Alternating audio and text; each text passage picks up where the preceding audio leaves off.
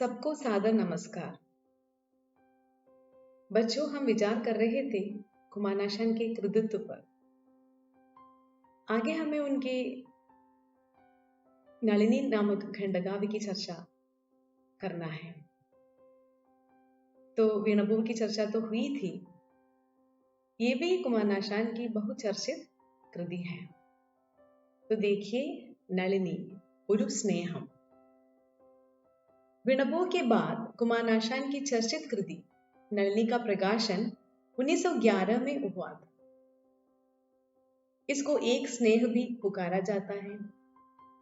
यह एक विचित्र या अनोखा प्रेम काव्य है। इस प्रेम काव्य की नायिका का नाम ही काव्य को दिया गया है। आशान की कमोबेश कृतियों का शीर्षक ऐसे ही है। जो भी हो, इस काव्य की भूमिका जो है प्रोफेसर AR राजराजा वर्मा ने लिखी है और भूमिका में उन्होंने बताया है इस काव्य की जो खूबी है वो एक प्रकार से नई प्रवृत्ति का उद्घोषक काव्य है। यानी कि मलयालम साहित्य में सुस्नवाद की जड़े जमाने में बेहद सक्षम कृति है यह, इस तरह उन्होंने सूचित किया। इसमें स्त्री और पुरुष के प्रेम संबंध को महज माम श्रद्धा से आध्यात्मिक धरातल पर पहुंचाने की सराहनीय कोशिश मिलती है। इसमें कुल मिलाकर 173 श्लोक हैं। नलिनी तथा दिवाकरन के बीच के जो प्रेम संबंध दरअसल ईश्वरीय अनुभूति है। इस काव्य के सृजन के बाद ही कुमारनाशान स्नेह गायक के रूप में प्रख्यात हुए। नलिनी दिवाकरन के बाल्यकाल की सखी थी।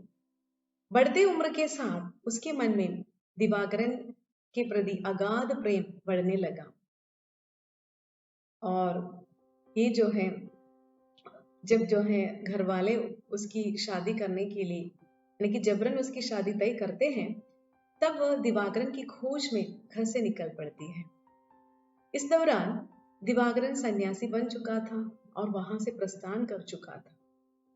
नलिनी दिवाकरन के चले जाने पर इधर उधर भटकती फिर आत्माहुति करने की कोशिश करती हुई दिखाई पड़ती है, मगर एक योगिनी जो है उसे बचा लेती है तथा योगादि निष्ठा का प्रशिक्षण उसे देती है और साथ ही साथ उसे तसल्ली भी देती है कि तपोव्रत में निमग्न नलिनी का दिवाकरन से बेशक मिलन होगा। वाकई उन दोनों का मिलन मुमकिन हुआ। यही काव्य के मूल में है। आखिर में वह दिवाकरन के साथ बाकी जिंदगी गुजारने की ख्वाहिश प्रकट करती है। तब दिवाकरन उसे उदात्त प्रेम का मुकम्मल इजहार करते हैं। नलिनी के प्रति करुणा प्रकट करते हुए वे उसे पुनीत प्रेम का संदेश देते हैं, जो कि महज वैयक्तिक प्रेम न होकर शाश्वत सत्य पर निर्भर मानवीय प्रेम पर अधिष्ठित है, जो सभी मानव कल्याण के लिए तमाम मानव राशि का कल्याण उस प्रेम में निहित है।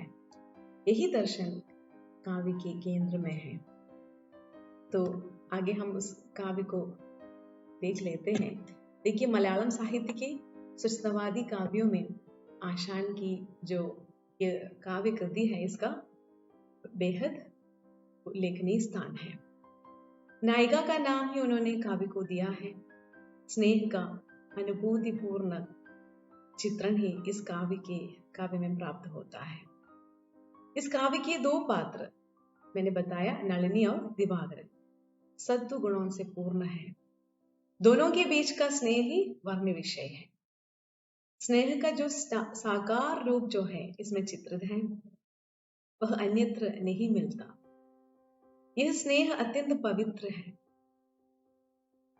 श्रृंगारिकता और वासना से एकदम भिन्न स्नेह का उदात्त रूप नलिनी में प्राप्त होता है। विरह की अवस्था में भी वह दिवाकरन की प्रतीक्षा करती रही और साधना और तपस्या के बल पर जीवन को पूर्णता तक पहुंचाने का प्रयत्न वह करती रही। दिवाकरन ने मिलन की वेला में उसे उपनिषद के तत्वों का उपदेश दिया। उसने कहा, स्नेहमान अखिल सारमूழியில் स्नेह सारमिह सत्यमेगमाम मोहनम भुवन संगमिंगदिल स्नेह मूलममले वेडिन्यु ज्ञान। यही जो है काव्य के मूल में है। यहाँ आकर कवि की मानसिकता भी खुल गई है। नलिनी लौकिक जीवन से विरक्त दिवाकरन की मानसिकता से तादात्म्य प्राप्त करने लगी और अपने प्रिय को गुरु मानकर उसकी उसकी ही ज्योति में विलीन हुई। यानी कि जब अंत में आखिर में जो है दिवाकरन उसे सच्चे प्रेम का संदेश देते हैं, तब उसकी आंखों से अश्रु जो है गिरती है और साथ ही साथ वह पूर्ण इस दुनिया से ही हमेशा के लिए विदा लेती है। स्वच्छंदवादी काव्य धारा में आशान का यह खंडकाव्य एक अमूल्य देन है। भावों का अतिरंजित चित्रण इसमें हुआ है। पवित्र अनुराग और उदात्त श्रृंगार की सूक्ष्मता इसमें हम देख सकते हैं। नलिनी के पवित्र प्रेम ने उसे त्याग का मार्ग दिखाया। इस काव्य का दिवाकरन स्वयं कवि के दर्शन का प्रतिनिधित्व करता है।